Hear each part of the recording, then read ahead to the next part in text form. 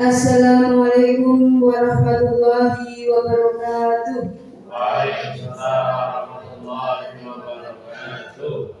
Yang terhormat Kepala SD Negeri Sitamulya 06 Bapak Samijo SPDSD, yang kami hormati Bapak Ibu Guru SD Negeri Sitamulya 06. Pertama-tama marilah kita panjatkan puji syukur kehadirat Allah Subhanahu wa Ta'ala yang telah memberi kesehatan kepada kita di siang hari ini, sehingga kita dapat berkumpul dalam kegiatan diseminasi pemahaman dan pengalaman penerapan budaya positif.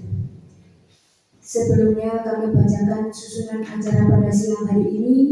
Acara yang pertama yaitu pembukaan, acara yang kedua menyanyikan lagu Indonesia Raya, 3 sambutan dari Bapak Kepala Sekolah, 4 acara inti, dan yang kelima penutup. Marilah kita buka acara hari ini dengan bacaan basmalah bersama-sama. Bismillahirrahmanirrahim. Acara selanjutnya yaitu menyanyikan lagu Indonesia Raya. Dimohon Bapak dan Ibu diperkenankan berdiri.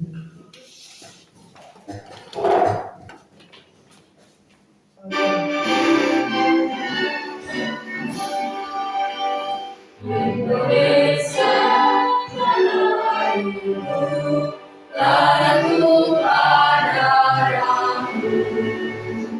Di sanalah aku berdiri, jadi padu ibuku.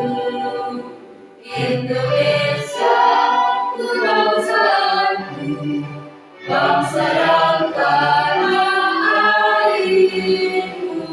Kalau kita bersatu, Indonesia bersatu. Hiduplah tanahku, hiduplah negeriku, bangsaku, rakyatku semuanya.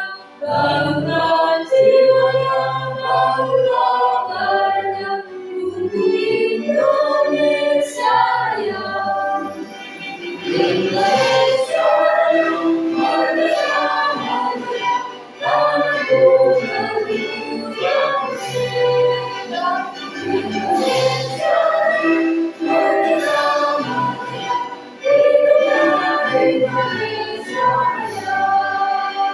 Indonesia merdeka, merdeka, tanahku, negeriku yang cinta.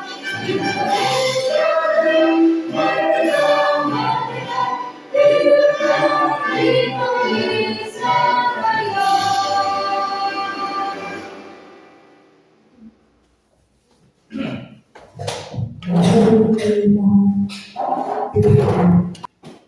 Acara yang ketiga, sambutan dari Bapak Kepala Sekolah kepada beliau Bapak Samijo SPDSD, disilakan.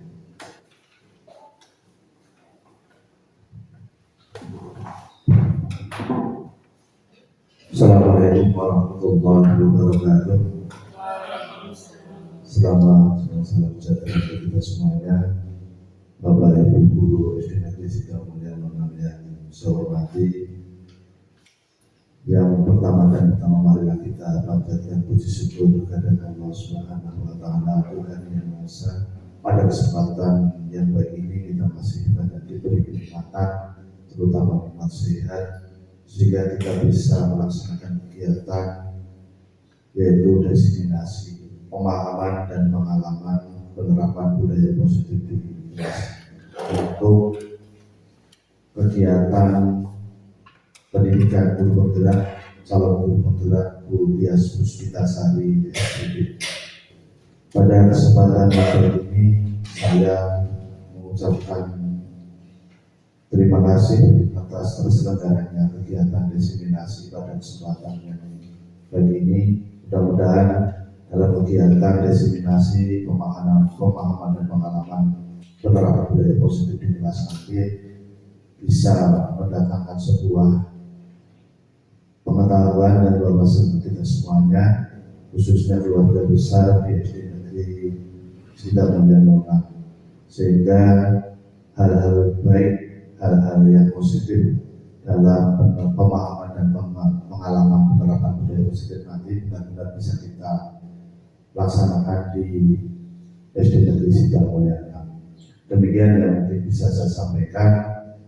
Selamat mengikuti kegiatan diseminasi. Mudah-mudahan apa yang kita laksanakan mendatangkan kebaikan dan bermanfaat untuk kita semuanya. Assalamualaikum warahmatullahi wabarakatuh.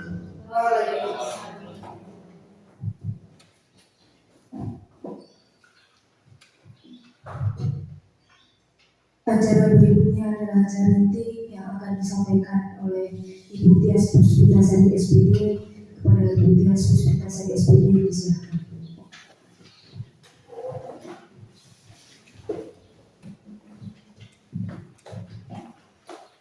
Ya. Assalamualaikum warahmatullahi wabarakatuh. Waalaikumsalam warahmatullahi wabarakatuh. Terima kasih pada Bapak Ibu Guru SD Negeri 06, SD Negeri Sidamulia 06 yang telah meluangkan waktunya untuk bisa mengikuti acara pada siang hari ini. Pada siang hari ini saya akan memaparkan ilmu yang sudah saya dapatkan dari pendidikan guru penggerak, yaitu salah satunya adalah tentang budaya positif. Sebelum saya masuk pada materi, saya akan sedikit memperkenalkan untuk fasilitator dan pengajar praktik yang selama ini membimbing saya, kurang lebih sudah 2 bulan mendampingi saya untuk pendidikan guru penggerak ini. Yang pertama, fasilitator yaitu Ibu Reni Asyaroh Nur Samsiah. Ibu Reni ini beliau bertugas di SD Negeri 1 Jati, Karanganyar. Kemudian pengajar praktik saya yang setiap bulannya mendampingi saya datang untuk memberi pendampingan itu Bapak Pratikno yang mengajar di SD Negeri Sidanegara ya Pak? Ya. Kemudian saya sendiri CGP Angkatan 9, jika nanti lulus insya Allah menjadi calon guru penggerak Angkatan 9. Kemudian sebelumnya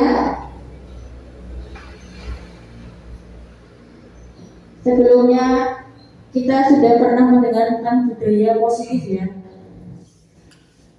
Dari budaya positif itu mungkin ada yang Bapak atau Ibu tahu apa itu budaya positif yang ada di benak Bapak Ibu. Mungkin ada yang sudah tahu apa itu budaya positif. Buria mungkin. Ya, terima kasih, izinkan saya memberikan pendapat atau mengungkapkan sedikit pendapat.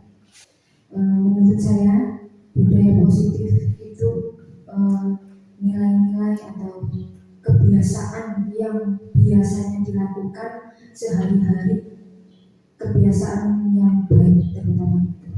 Terima kasih. Ya, itu dari Buria, pendapat dari Buria tentang budaya positif.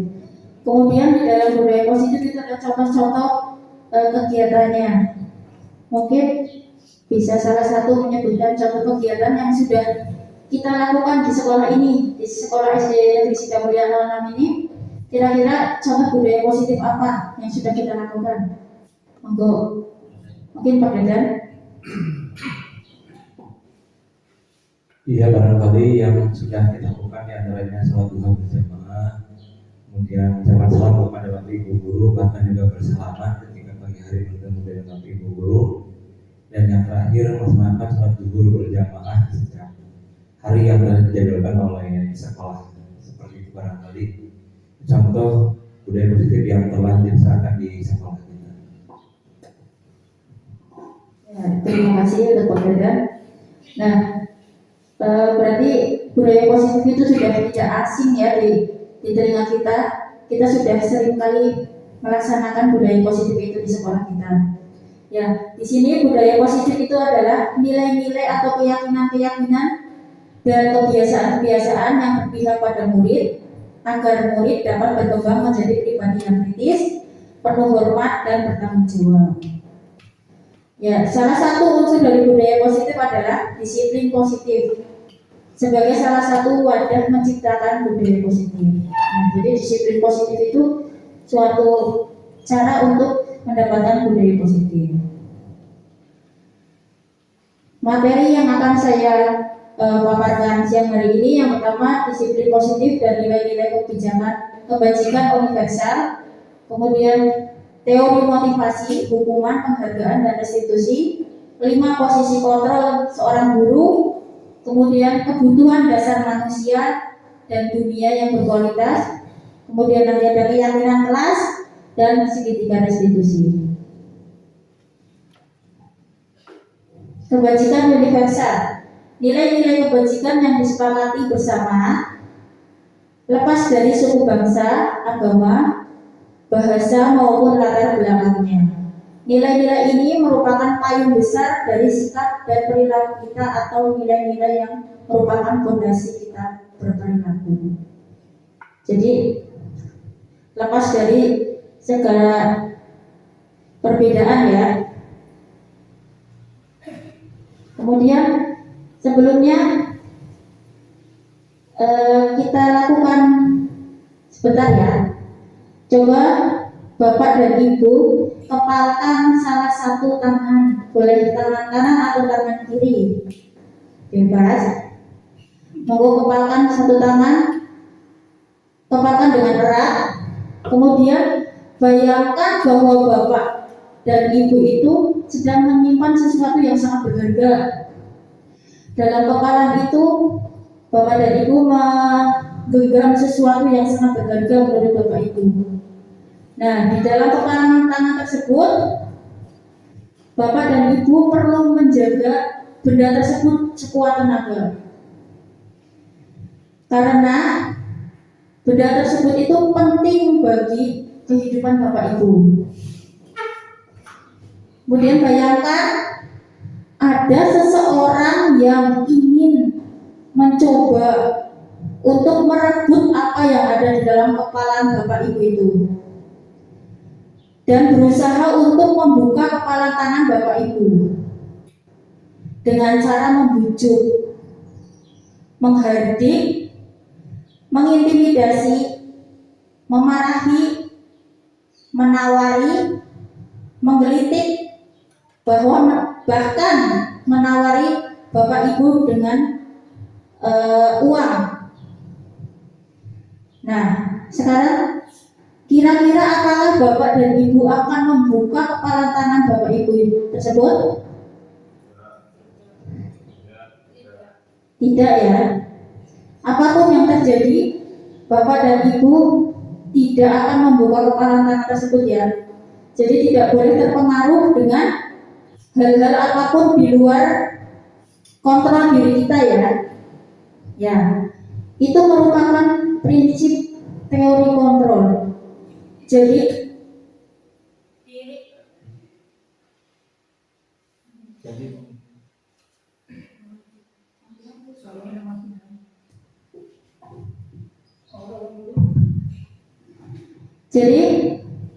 hanya diri kita yang bisa mengontrol apa yang ada pada diri kita. Jadi orang lain tidak akan bisa mengontrol penguasaan kontrol diri kita sendiri. Jadi meskipun orang lain memiliki keinginan yang sama dengan kita, tetapi orang lain tidak akan bisa mempengaruhi kita. Nah, itu termasuk prinsip teori kontrol. Nah, di sini ada stimulus respon. Stimulus responnya itu berupa realita kita sama. Jadi kebutuhan kita itu sama. Dan dalam teori kontrol, realitanya kebutuhan kita itu berbeda. Menurut orang kebutuhan kita itu sama. Tapi sebenarnya kebutuhan orang itu berbeda-beda, meskipun tujuannya sama. Kemudian semua orang melihat dari hal yang sama, tapi pada kenyataannya semua orang memiliki gambaran yang berbeda. Meskipun kita melihat gunung, sama-sama melihat gunung atau laut, tetapi sebenarnya gambaran yang ada di pikiran kita itu berbeda-beda. Yang kita pikirkan itu berbeda. Kemudian kita mencoba mengubah orang agar berpandangan sama dengan kita. Tapi sebenarnya kita itu yang harus berusaha memahami pandangan orang lain. Kemudian perilaku buruk dilihat sebagai suatu kesalahan. Teori kontrolnya, semua perilaku memiliki tujuan. Dan selanjutnya, disiplin positif menurut Stephen R. Covey. Pendekatan teori kontrol yaitu satu, Anda tidak bisa mengontrol orang lain, hanya Anda yang dapat mengontrol diri Anda. Kemudian yang kedua, semua perilaku memiliki tujuan. Apa yang kita lakukan pasti ada tujuannya. Kemudian ketiga, model berpikir menang dan menang. Karena setiap manusia itu berpikirnya ingin menang dan menang.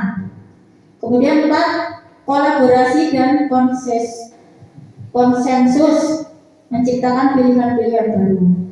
Manusia itu ingin memilih sesuatu hal yang baru. Kemudian lima, realita kebutuhan orang berbeda. Pada kenyataannya kebutuhan orang itu berbeda-beda meskipun tujuannya sama. Disiplin. Disiplin itu adalah dalam budaya kita, makna disiplin itu dimaknai menjadi sesuatu yang dilakukan seseorang pada orang lain untuk mendapatkan kepatuhan. Jadi cara seseorang untuk mendapatkan kepatuhan supaya orang itu patuh, makanya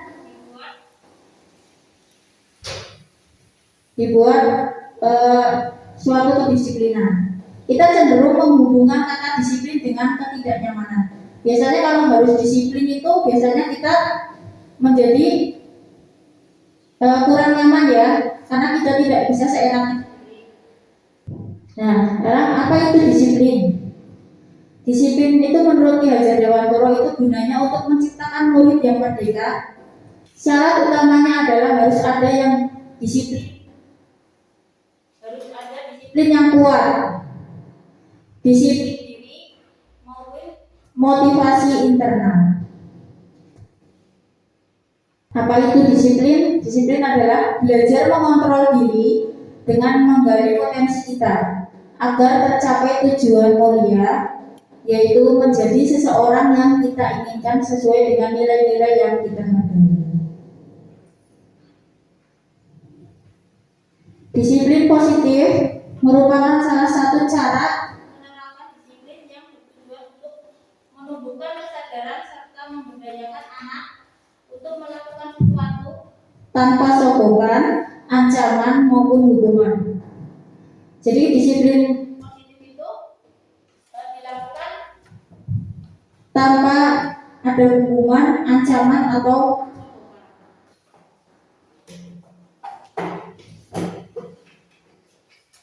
sebagai pendidik, tujuan kita adalah menciptakan anak-anak yang memiliki disiplin sendiri sehingga mereka bisa berperilaku dengan mengacu pada nilai-nilai kebajikan universal dan memiliki kebajikan motivasi intrinsik bukan ekstrinsik.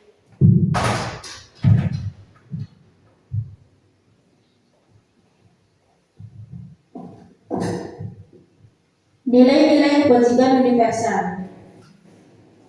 Sifat-sifat positif manusia yang merupakan tujuan mulia yang ingin dicapai setiap individu.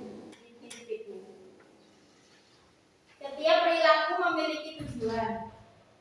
Mengaitkan nilai-nilai kebajikan yang diyakini seseorang, maka motivasi intrinsiknya akan terbangun sehingga menggerakkan motivasi dari dalam untuk mencapai tujuan yang mulia yang diinginkan. Di sini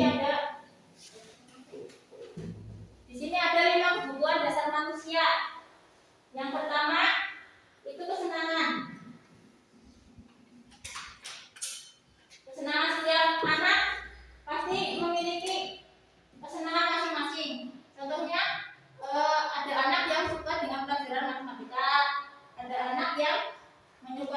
pelajaran olahraga.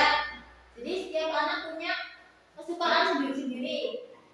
Mereka bebas untuk memilih pelajaran mana yang mereka sukai, tetapi tidak mengurangi kedisiplinan itu. Jadi mereka tetap harus mengikuti semua pelajaran, tapi mereka bisa mengembangkan diri mereka dengan kesenangan pelajaran yang mereka senang itu. Kemudian kebebasan. Setiap anak bebas mengutarakan pendapatnya. Dalam keyakinan kelas, mereka bisa mengungkapkan apa yang mereka inginkan supaya kelas itu menjadi lebih nyaman. Kemudian cinta dan kasih sayang. Setiap manusia atau setiap anak pasti membutuhkan cinta dan kasih sayang, baik itu dari orang tuanya maupun dari gurunya, serta bisa juga dari teman-temannya. Karena jika anak tersebut kurang kasih sayang, mungkin anak itu cenderung suka menyendiri.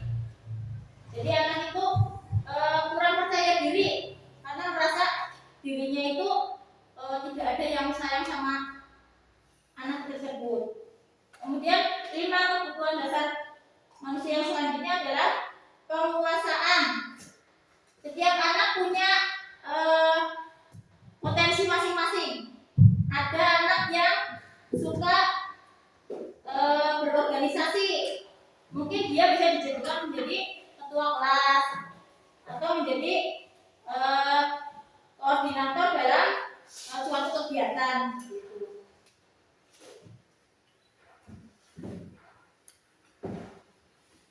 Teori motivasi, hukum, penghargaan, dan restitusi.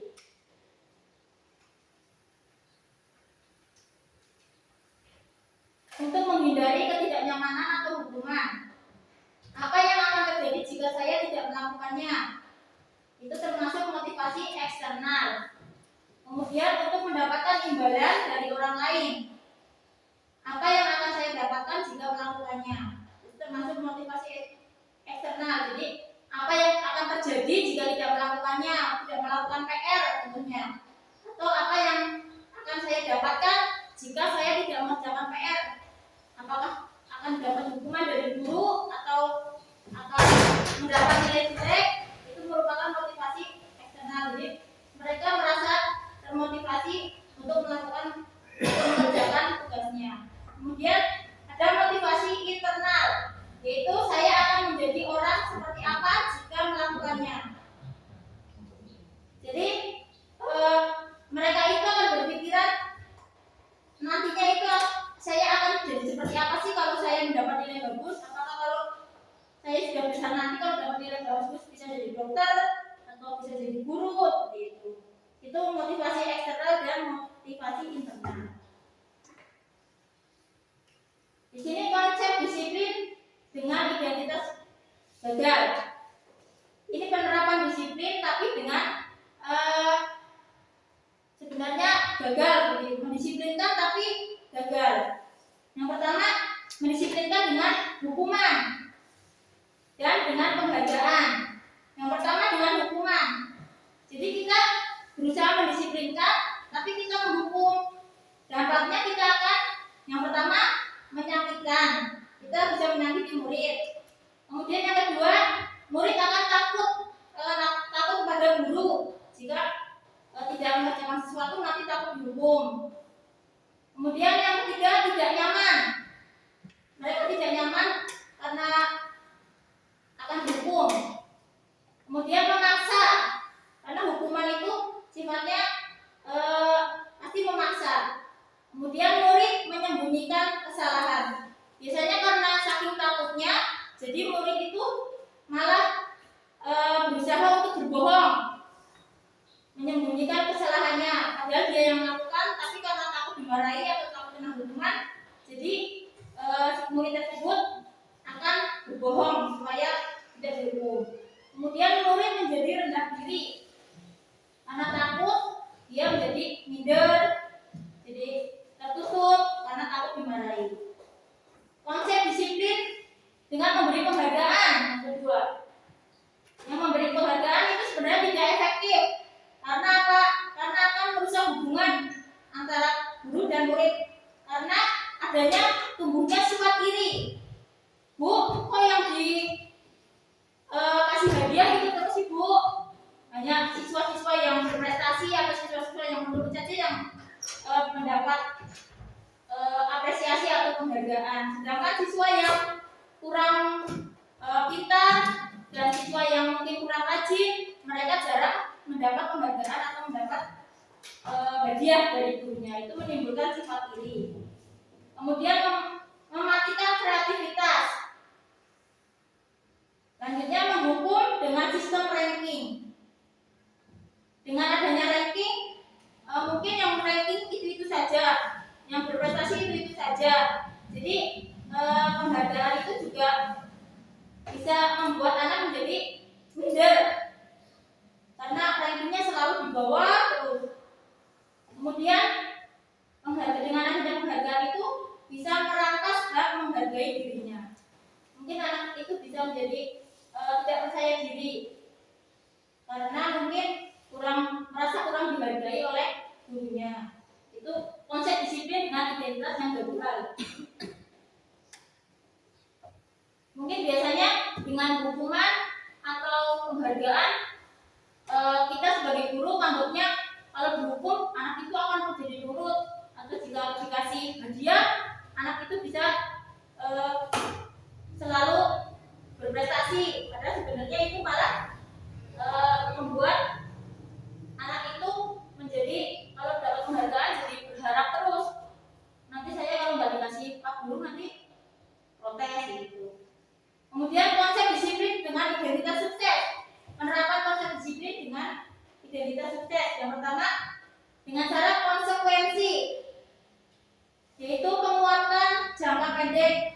Jadi kita memberikan arahan kepada anak apa yang harus dilakukan supaya kegiatan itu hal tersebut bisa menjadi lebih baik, bisa terarah. Jadi kita memberikan penguatan kepada anak. Kemudian perlunya monitoring berkelanjutan. Jadi tidak setelah diberi masukan kemudian kita biarkan, itu tidak. Jadi kita perlu memonitor supaya anak tersebut dapat berlanjut prestasinya. Kemudian stimulus respon. Seperti tadi, stimulus respon itu mengurangi perilaku yang tidak dikehendaki. Jadi kita mengurangi perilaku anak yang tidak baik, kita bisa mengeremnya. Kemudian lanjut, murid menghormati peraturan. Jadi dengan konsekuensi itu murid bisa lebih menghormati peraturan yang ada di sekolah. Kemudian kehilangan waktu untuk merenungi kesalahan.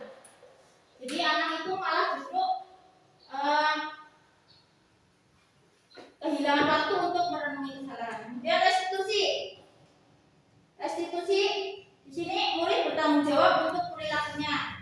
Jadi murid itu jadi tahu tanggung jawabnya atas perilakunya. Kalau saya melakukan ini, anak tersebut sudah tahu apa konsekuensinya, apa yang akan dia dapat. Kemudian fokus pada pemecahan masalah jangka panjang. Jadi kita tidak menghukum, tapi kita bersama-sama dengan siswa bagaimana caranya menyelesaikan masalah yang siswa itu hadapi. Misalnya siswa itu sering terlambat. Nah, bagaimana kita tidak menghukumnya karena dia sering terlambat, kita hukum tidak boleh masuk kelas atau suruh berdiri di depan kelas, itu tidak. Tapi kita fokus cara memecahkan masalah. Kenapa sih dia bisa terlambat? Apakah dia sering membantu orang tuanya sampai lembur-lembur, jadi kelelahan, jadi pagi bangunnya kesiangan, terlambat ke sekolah, atau tiap malam anak itu sering bermain HP. Jadi kita tanya apa masalahnya dan kita pecahkan bersama-sama dengan anak. Kemudian murid menghormati dirinya dan orang lain. Murid akan lebih menghormati dirinya dan orang lain atau guru. Teori kontrol, dirinya memegang kontrol. Anak tersebut bisa mengontrol dirinya sendiri. Apa yang mengontrolnya. Kemudian murid bersemangat memperbaiki kesalahan. Murid akan lebih bersemangat untuk memperbaiki kesalahan-kesalahan yang pernah dia lakukan dan tidak akan mengulanginya lagi. Itu konsep disiplin dengan identitas sukses. Kemudian restitusi. Di dalam pendidikan guru penggerak saya dijelaskan tentang restitusi. Restitusi itu merupakan proses menciptakan kondisi bagi murid untuk memperbaiki kesalahan mereka sehingga mereka bisa kembali pada kelompok mereka dengan karakter yang lebih kuat.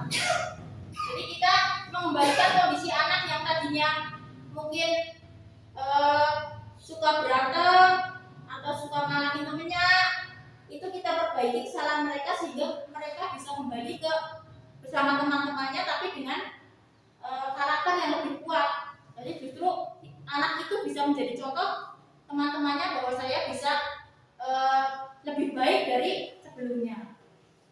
Kemudian restitusi juga merupakan kolaborasi yang mengajarkan murid untuk mencari solusi untuk masalah mereka.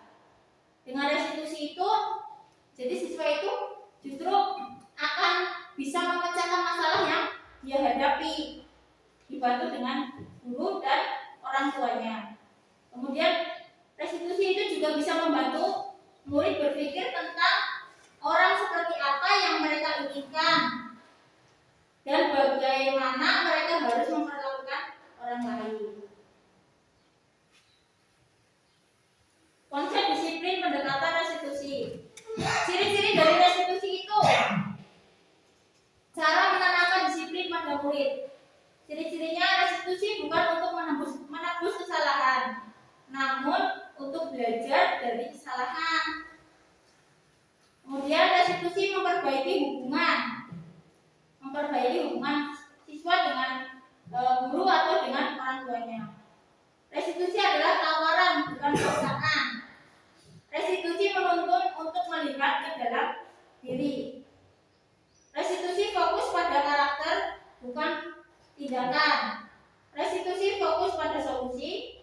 Restitusi mengembalikan murid yang berbuat salah pada kelompoknya. Nah, di sini ada perbedaan. Ada perbedaan restitusi, konsekuensi, dan hukuman. Contohnya, ada siswa yang tidak mengerjakan PR. Nah, ini kalau dengan konsekuensi, guru menyelesaikan masalahnya dengan konsekuensi, menertibkan siswa itu yang sering tidak mengerjakan PR itu dengan konsekuensi. Yang pertama, guru memberikan konsekuensi untuk mengerjakan PR. Jadi guru tetap memerintahkan anak itu untuk tetap mengerjakan PR, umpamanya suruh mengerjakan di luar, gitu. Saat istirahat atau memberi tambahan PR. Jadi karena tidak mengerjakan PR ditambah menjadi 3 kali lipat. Itu konsekuensi.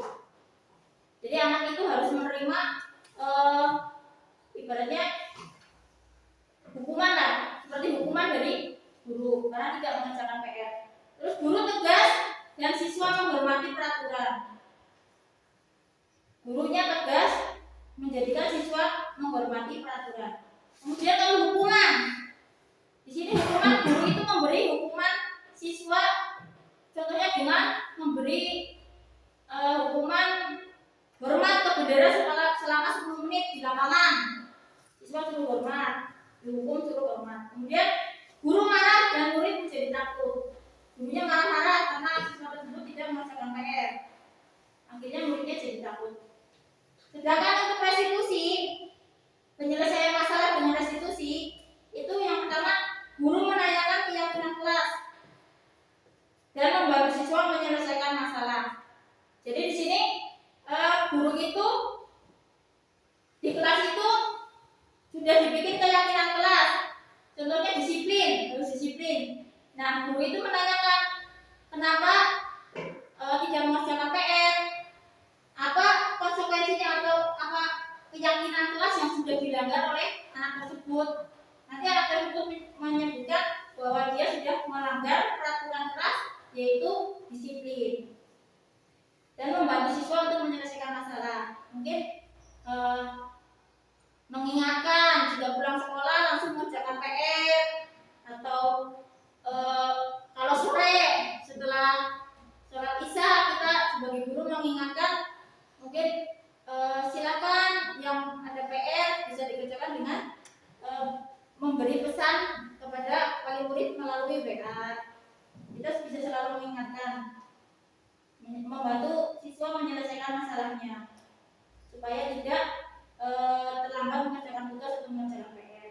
Kemudian guru terbuka dan siswa menghormati dirinya dan orang lain. Jadi guru itu lebih terbuka. Jadi siswa itu nggak takut kalau ada masalah, siswanya bisa langsung curhatlah dengan guru. Dan siswa menghormati dirinya dan orang lain, lebih menghormati guru dan teman-temannya.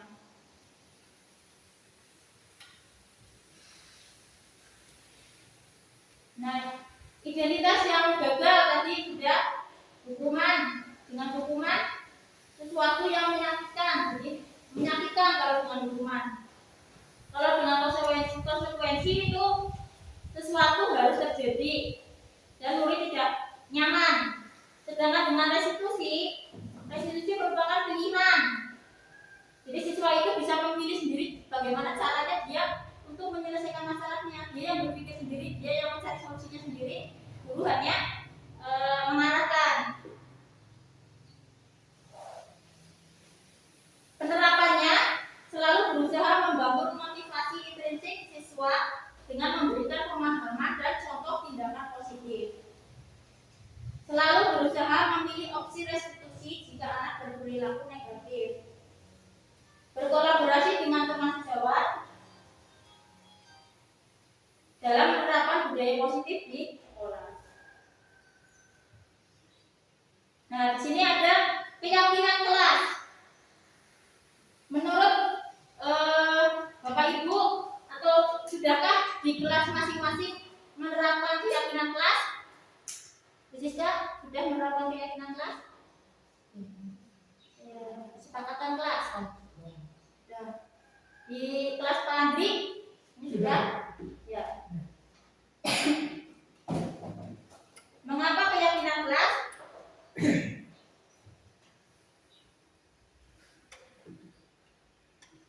Nah, keyakinan kelas di sini adalah kesepakatan kelas yang dibuat oleh warga kelas dan wali kelasnya.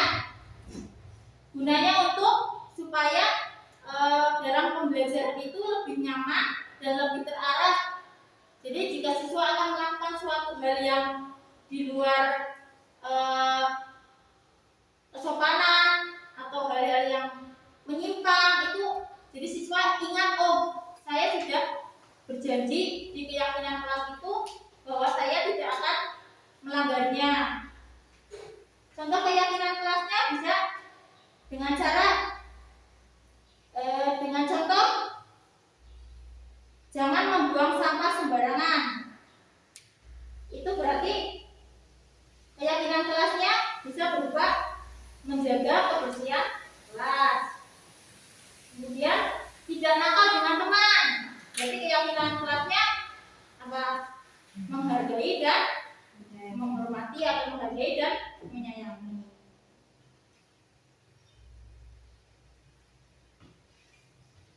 Kemudian di sini ada 5 posisi kontrol restitusi.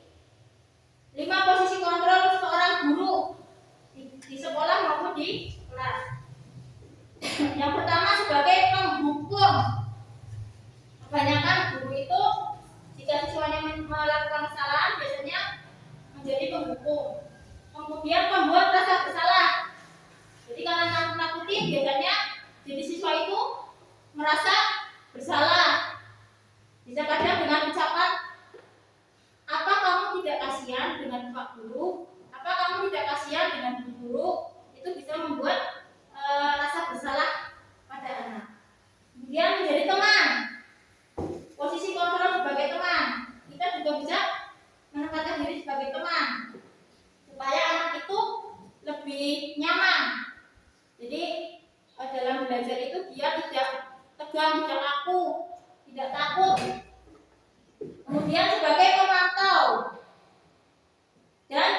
sebagai manajer.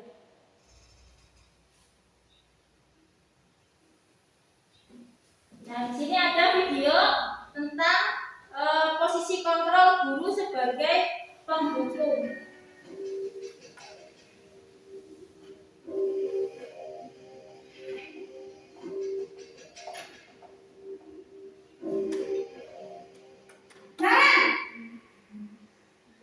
Sini kamu.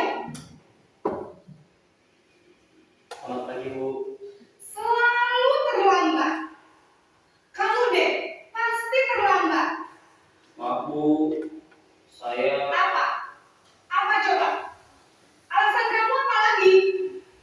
Kapan sih kamu tidak terlambat? Malas sekali ya kamu jadi anak. saya Dasar pemalas. Gak kapok-kapok sih kamu. Sudah berapa kali terlambat?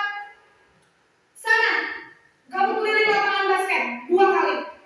kenapa saya harus keliling lapangan basket Bu? Kenapa? Kamu melawan ibu. Berani-beraninya jawab. Sudah terlambat, masih berani jawab pula. Sekarang, keliling lapangan basket 5 kali sekalian. Biar kapok. Cepat. Pergi sana ke lapangan basket.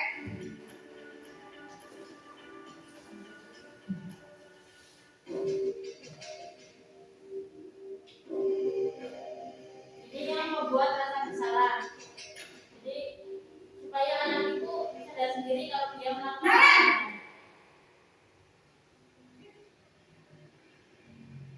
Selamat pagi Bu. Naren. Kamu kenapa terlambat lagi, nak? Ya Tuhan, Naren.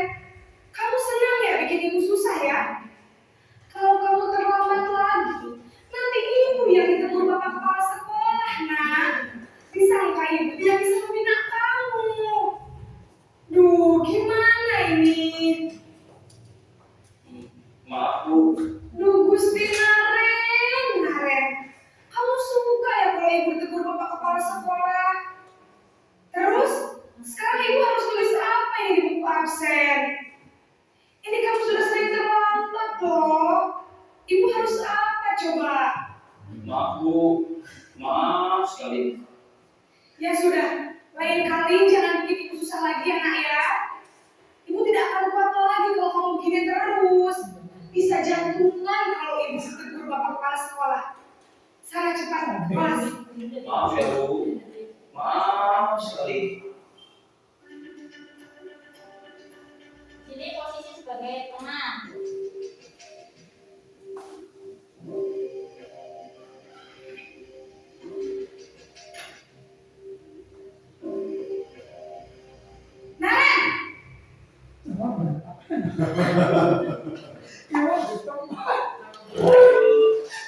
Wah, sudah jam berapa ini nak? Terlambat lagi ya sayang. Iya Bu. Habis ibu saya lupa bangunkan saya Bu. Kamu malah menyalahkan ibu kamu. Kamu bukannya anak yang larinya paling kencang. Kok terlambat sih? Iya Bu. Saya memang bangun banget tadi. Jadi biarpun saya lari kencang, tetap gak kekejar Bu. Ya sudah Sarah, nanti lain kali larinya lebih kencang lagi ya. Biar gak terlambat lagi. Bikin seneng ibu, demi ibu. Bisa kan? Bisa lah Bu. Ya sudah Sarah masuk kelas. Ibu beresin urusan absen kamu. Kamu ini ada-ada saja.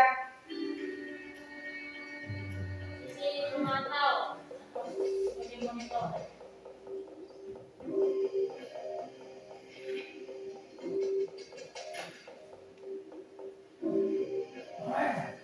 Naren!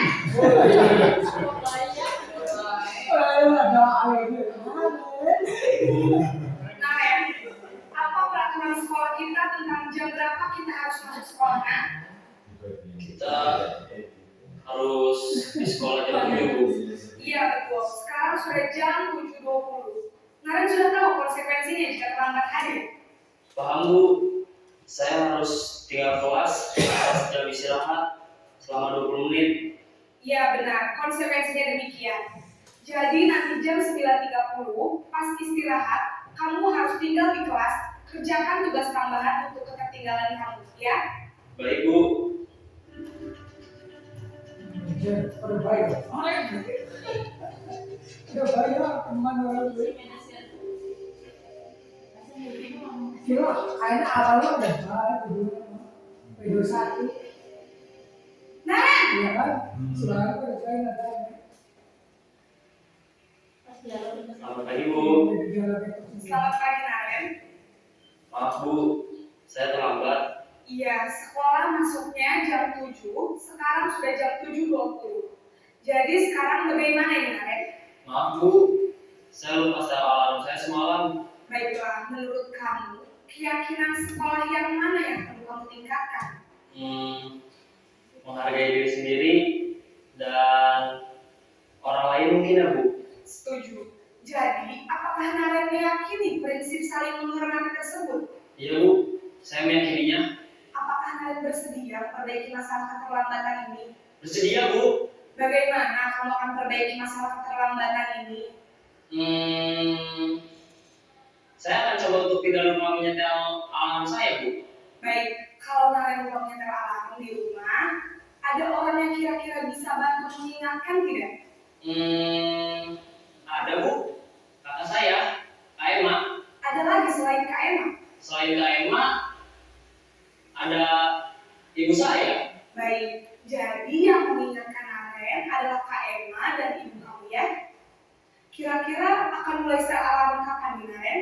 Setelah pulang sekolah, akan segera saya lakukan.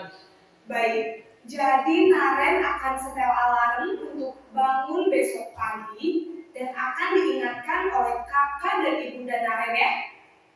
Ada lagi yang mungkin perlu dilakukan Naren agar tidak terlambat bangun lagi.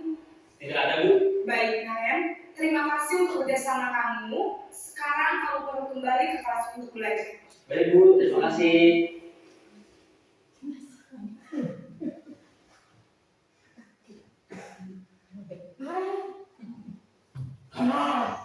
Itu tadi posisi kembali ya. Itu tadi 5 posisi kontrol sebagai guru: menghukum, membuat orang merasa bersalah, sebagai teman, sebagai pemantau, dan sebagai manajer. Tadi sudah ada kira-kira dialognya seperti itu.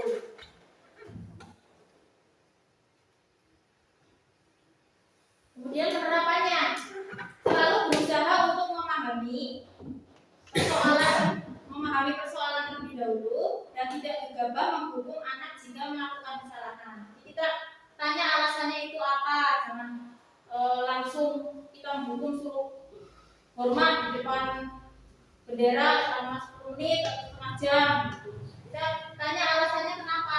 Pasti anak itu punya alasan tersendiri sehingga dia bisa melakukan kesalahan tersebut.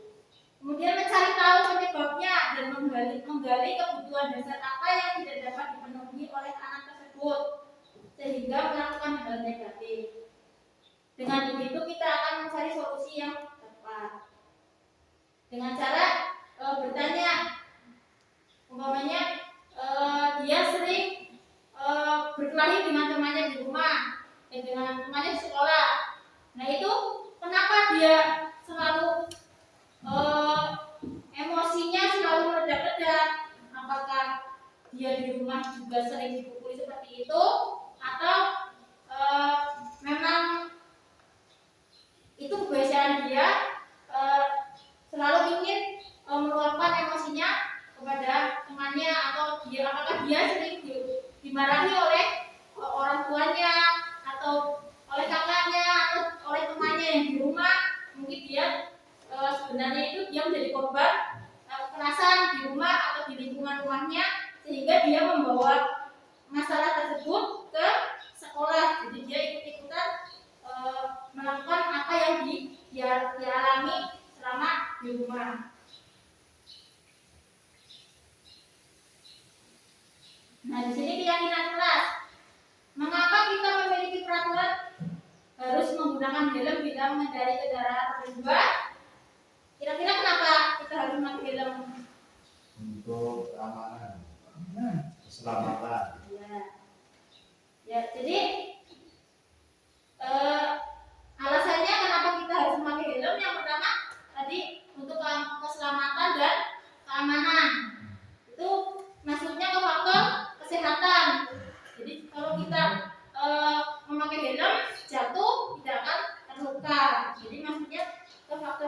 kesehatannya. Kemudian mengapa kita memiliki peraturan 3M, menggunakan masker, mencuci tangan, dan menjaga jarak? Kemarin waktu COVID kita menerapkan peraturan ini. Kira-kira kenapa kita menerapkan peraturan ini? Untuk pencegahan penularan penyakit. Iya, supaya kita terhindar dari pemaparan virus itu dari orang lain bisa mengenai diri kita. Jadi kita faktornya juga faktor kesehatan juga.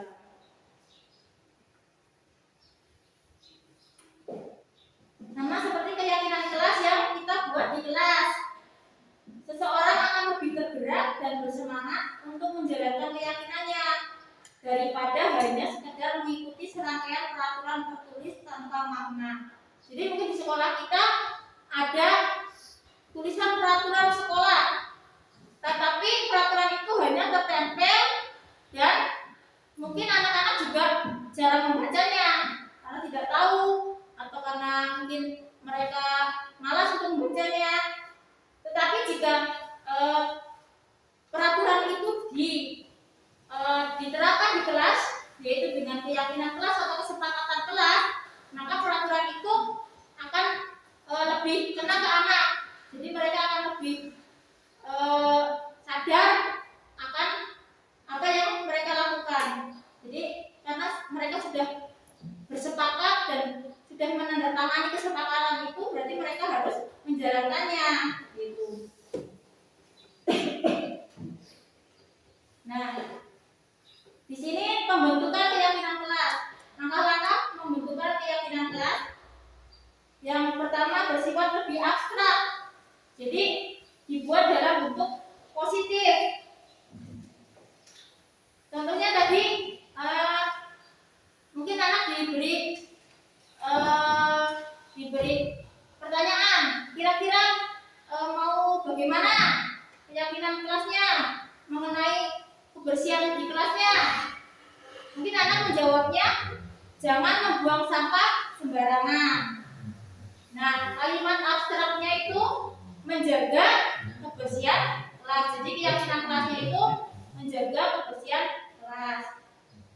Kemudian keyakinan kelas itu jangan terlalu banyak mungkin. Jadi kita ambil poin-poinnya, umpamanya datang tepat waktu, kemudian mengerjakan tugas tepat waktu, kemudian mendengarkan guru jika guru sedang menjelaskan. Itu mungkin bisa masuknya ke satu kalimat, yaitu disiplin mungkin. Jadi disiplin itu sudah mencakup datang tepat waktu, masuk kelas tepat waktu, itu masuknya ke disiplin. Jadi tidak terlalu banyak kalimatnya. Kemudian berupa pernyataan universal. Jadi ini juga lebih mempersingkat kalimatnya. Misalnya tidak boleh mengganggu teman, tidak boleh nakal dengan teman. Pernyataan universalnya mungkin bisa dengan saling menghargai dan saling menghormati. Jadi otomatis sudah mewakili dari jangan mencela teman, jangan mengejek teman, tidak boleh nakal dengan teman, tidak boleh mengganggu dengan teman. Itu kita bisa singkat dengan lebih menghargai dan menghormati. Kemudian dalam keyakinan kelas itu semua warga kelas ikut berkontribusi. Jadi semua diajak untuk membuat kesepakatannya. Misalnya per orang ditanya keinginan mereka masing-masing itu apa.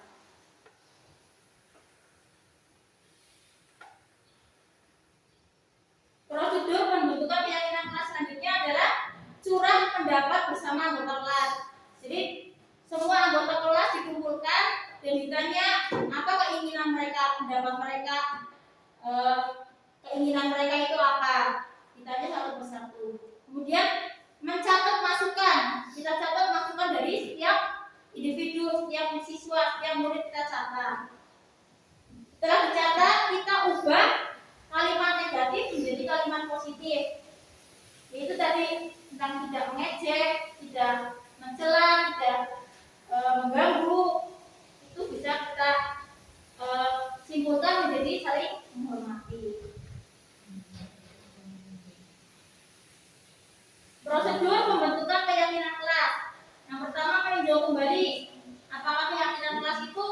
bisa dilakukan oleh semua warga kelas, merugikan atau tidak.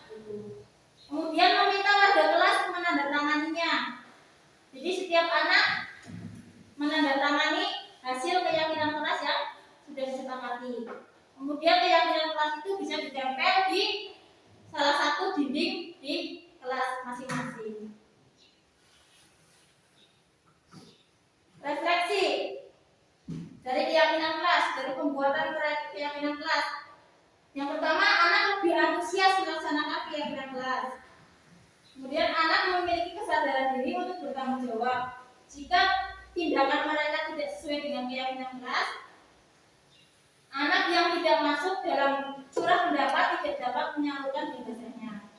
Tindak lanjutnya bisa dengan mengevaluasi keyakinan kelas secara berkala. Jadi setiap per semester bisa kita revisi atau kita sesuaikan yang kurang sesuai dengan kebiasaan-kebiasaan anak. Jadi setiap bulan atau setiap semester kita bisa mengevaluasi dari keyakinan kelas yang sudah dibuat.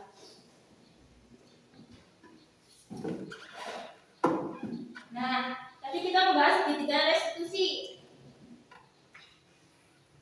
Di sini segitiga restitusi itu gunanya untuk menyelesaikan masalah yang dihadapi oleh anak. Segitiga restitusi yang pertama itu menstabilkan identitas. Jadi kita menenangkan dulu anak tersebut, umpamanya mereka bertengkar, pasti kan sama-sama emosi. Nah, cara menstabilkan identitasnya itu dengan ditenangkan dulu. Sebelum ditanya itu ditenangkan dulu. Karena kalau masih emosi kita tanya, pasti nantinya anak itu malah tambah emosi, jadi tambah berantem. Kemudian validasi tindakan salah. Kita menanyakan kepada anak itu apa tindakan yang dia perbuat, apakah tindakan itu salah atau tidak. Melakukan misalnya menjahili teman, kira-kira tindakan itu menurut anak itu, kalau kamu nakal ke teman itu salah atau enggak? Gitu. Kita tanya, kita validasi tindakannya itu salah atau tidak. Kita tanya sendiri ke anak tersebut, apakah salah atau tidak. Pasti anak itu bisa menilai tindakannya tersebut. Kemudian menanyakan keyakinan. Jadi kita menanyakan keinginan anak itu. Kenapa dia melakukan itu? Keinginannya itu sebenarnya apa sih?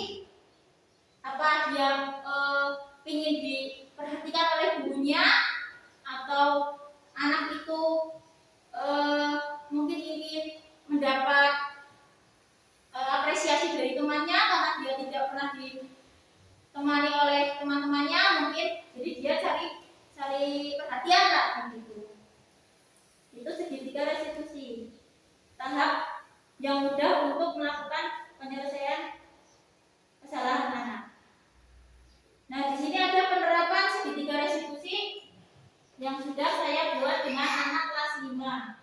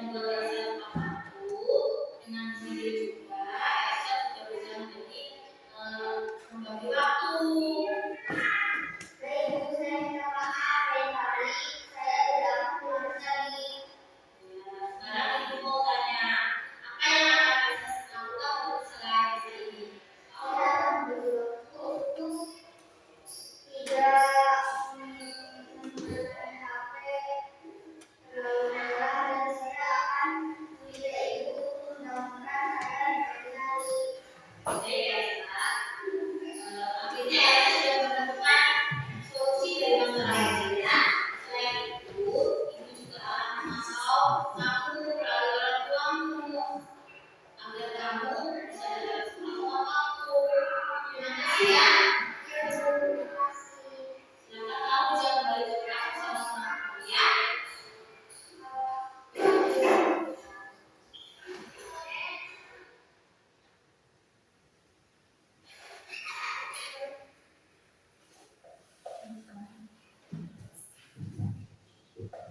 Demikianlah pemaparan atau berbagi pengalaman tentang budaya positif di sekolah maupun di dalam kelas yang saya dapat dari pendidikan guru penggerak angkatan 9. Semoga bermanfaat dan bisa lebih baik lagi untuk budaya positif yang sudah kita terapkan di sekolah kita, agar untuk sebagai motivasi supaya kita bisa lebih terinspirasi untuk membuat keyakinan kelas, untuk meningkatkan kebiasaan-kebiasaan yang sudah kita lakukan di sekolah.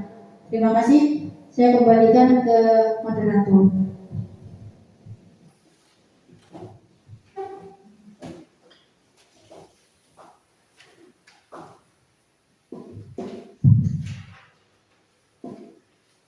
Acara yang kelima yaitu penutup.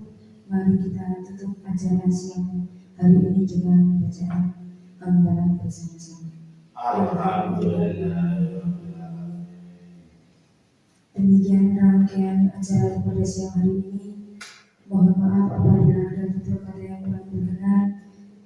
Assalamualaikum warahmatullahi wabarakatuh. Waalaikumsalam.